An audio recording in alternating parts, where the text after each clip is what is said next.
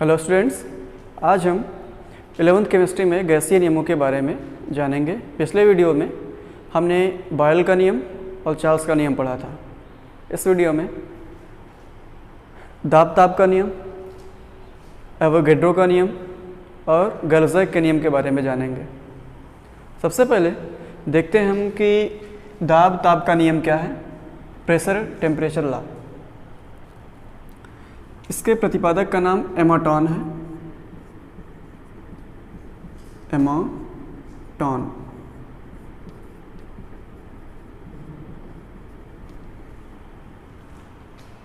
यह नियम क्या कहता है कि स्थिर आयतन पर किसी गैस के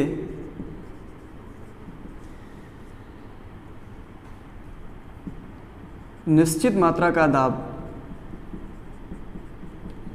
किसी गैस के निश्चित मात्रा का दाब गैस के परम ताप के समानुपाती होता है। गैस के परम ताप के समानुपाती होता है। ठीक। क्या स्थिर होना चाहिए? आयतन। और क्या? मात्रा। गैस की मात्रा और आयतन यदि कांस्टेंट हो तो गैस का दाब गैस के परम ताप के समानुपाती होता है। यही कहता है दाब-दाब का नियम या दाब-ताब का नियम। हम मैथमेटिकल फॉर्म में कह सकते हैं P is directly proportional to T at constant volume and number of moles कह सकते हैं। जब प्रोपोर्शनल का साइन हटेगा तो वहाँ पे एक कांस्टेंट लगता है P equals to K T, या कह सकते हैं P upon T equals to K. के एक कांस्टेंट है जिसकी वैल्यू V और N के ऊपर डिपेंड करती है। V गैस के वॉल्यूम पर और N गैस के number of moles per depend करती है।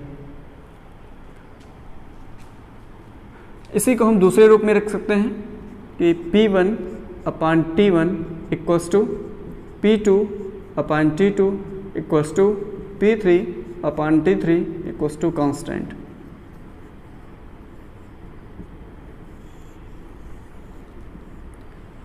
यहाँ पे अगर P upon T equals to K में हम लॉग ले लेते हैं तो लॉग की प्रॉपर्टी कहती है log M upon N equals to log M minus log N।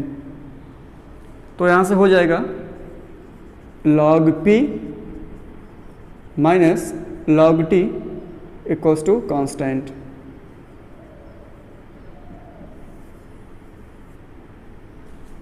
Log P minus log T equals to constant. ये मैथमेटिकल फॉर्म है। अच्छा, यहाँ का मतलब क्या होता है? P is directly proportional to T का मतलब ये है कि ताप बढ़ाने पर गैस का दाब बढ़ेगा और ताप घटाने पर गैस का दाब घटेगा। यहाँ पे टेम्परेचर जो है वो परम ताप लिया गया है या एब्सोल्यूट टेम्परेचर, जिसे हमें केल्विन स्केल पर देखना होता है। केल्विन पैमाने पर अगर डिग्री सेल्सियस में दिया गया है टेम्परेचर, उसमें हम 273 जोड़ देते हैं तो वह केल्विन स्केल पे बदल जाता है, केल्विन पैमाने में जाता है, और उस ताप को हम परम ताप या एब्सोल्यूट टेम्परेचर कहते हैं। अब देखिए, इसका एक दूसरा फॉर्म भी है। जब एमाटॉन ने इस नियम का प्रतिपादन किया था, उसी समय उन्होंने देखा था कि यदि मान लिया जाए कि कोई गैस 0 डिग्री सेल्सियस पे रखी गई है,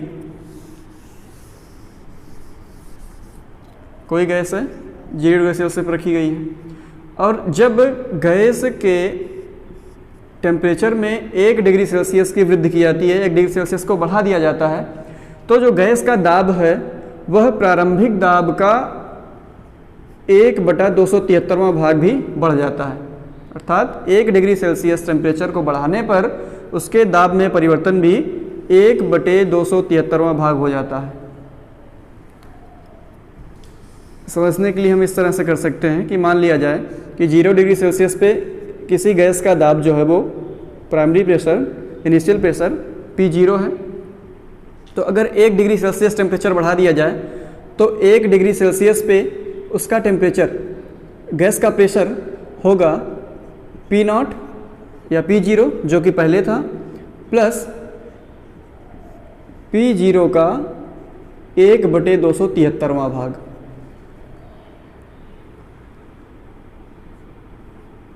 अगर 1 डिग्री सेल्सियस और बढ़ा दिया जाए तो टेम्परेचर हो जाएगा 2 डिग्री सेल्सियस। तो 0 से 2 डिग्री सेल्सियस होने पर गैस के दाब में परिवर्तन कैसे होगा कि वह प्रारंभिक दाब कितना था P0 और उसमें 2/273वां भाग का परिवर्तन होगा प्रारंभिक दाब का।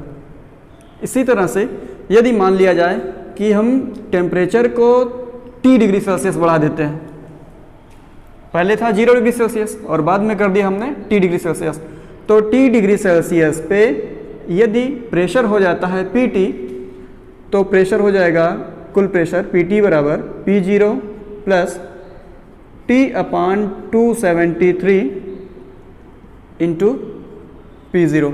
यहाँ से P0 कॉमन लेते हैं तो PT इक्वल्स टू आएगा P0 1 प्लस 1/T/273। ये दाब ताप नियम का दूसरा फॉर्म है जो पूर्णतः प्रयोगों पर आधारित है।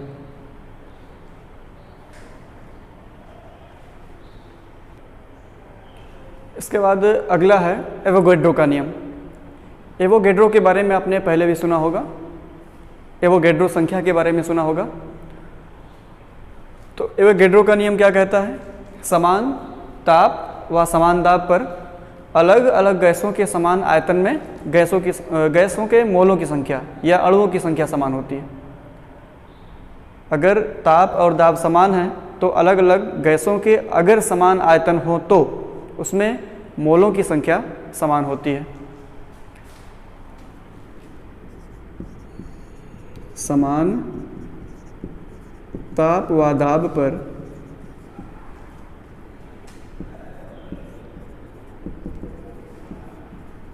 भिन्न भिन्न गैसों के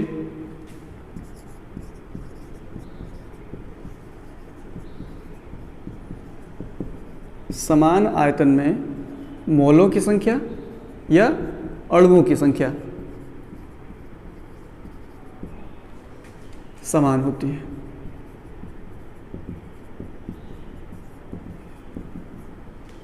आप कह सकते हो मैथमेटिकल फॉर्म में V is directly proportional to N, जहाँ पे N मोलों की संख्या है।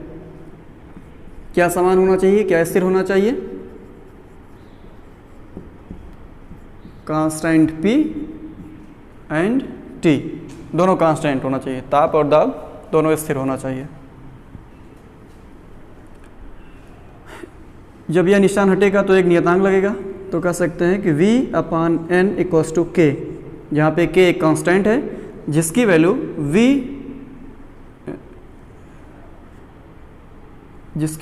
P और T के मान पर निर्भर करती है।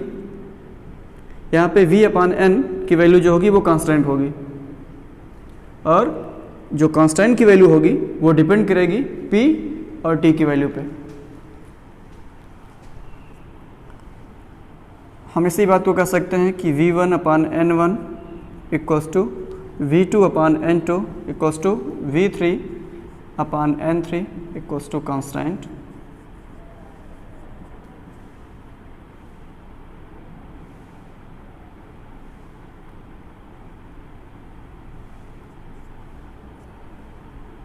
हम यहाँ पे ऐसा भी लिख सकते हैं PT, ये हमारा फार्मूला हुआ।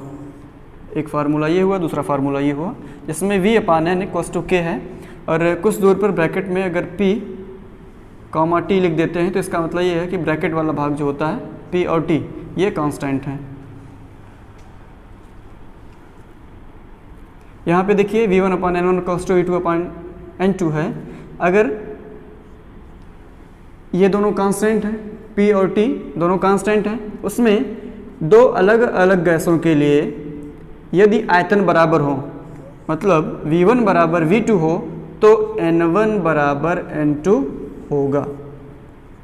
यही एवोगैड्रो का नियम है कि समान ताप दाब होने पर चाहे जितनी गैसें हों, अगर उनके आयतन बराबर हैं तो उनमें उपस्थित मोलों की संख्या भी बराबर होगी।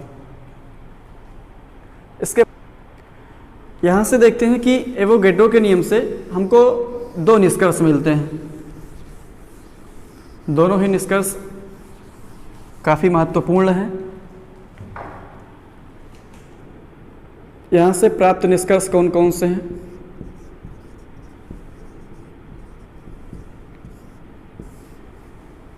पहला निष्कर्ष है कि STP पर किसी गैस के 1 मोल का आयतन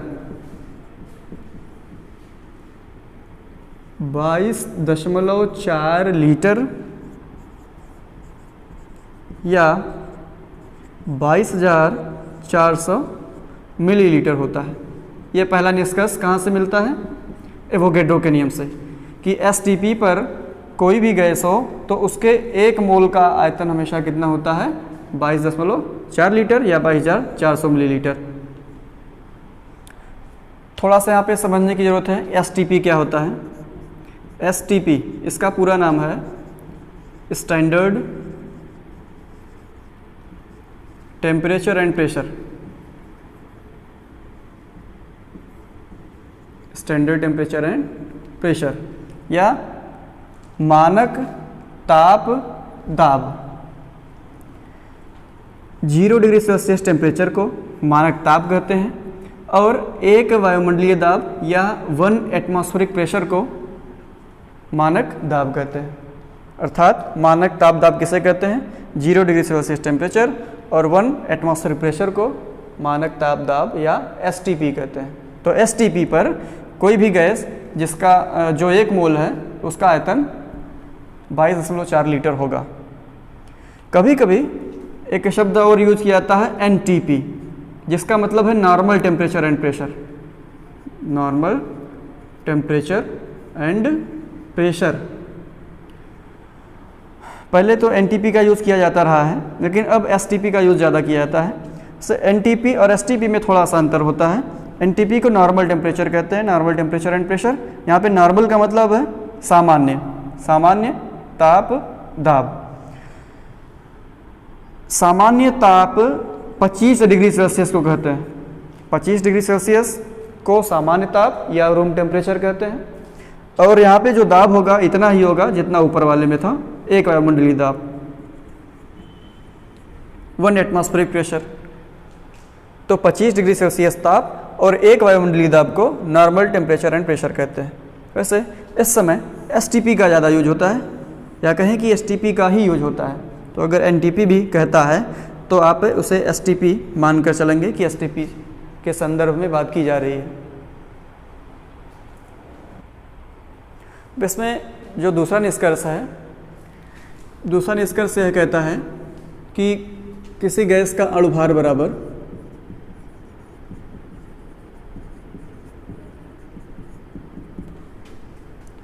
दो गुणे गैस का वाष्प घनत्व। वाष्प घनत्व या VD कह सकते हैं। VD का मतलब होता है वेपर डेंसिटी। VD मतलब वेपर डेंसिटी या वाष्प घनत्व। तो किसी गैस का मॉलिक्यूलर मास जो होता है वह 2 गुना होता है गैस के वाष्प घनत्व का। तो इस तरह से ये 2 निष्कर्ष मिलते हैं एवोगैड्रो के नियम से। इसके बाद अगला नियम है गैलुसैक का आयतन अभिक्रिया नियम।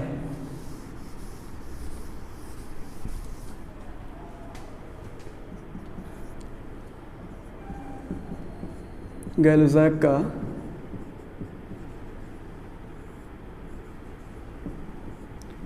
आयतन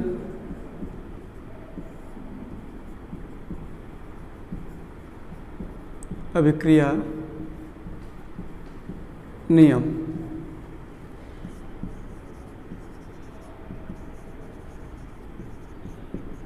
गलुजैक्स volume reaction law, volume reaction law नाम से स्पष्ट है कि इसका प्रतिपादन गलुजैक नामक साइंटिस्ट ने किया था।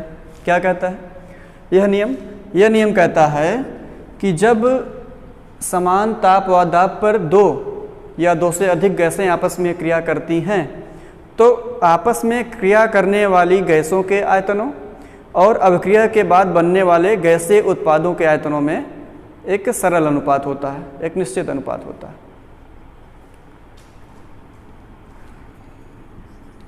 समान ताप व दाब पर,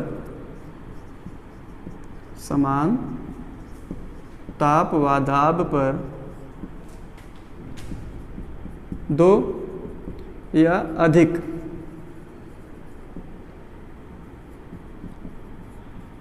आपस में क्रिया करने वाली गैसों के आयतनों व क्रिया के बाद बनने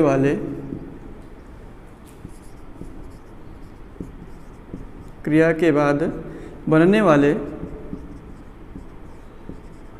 गैसीय उत्पादों के आयतनों में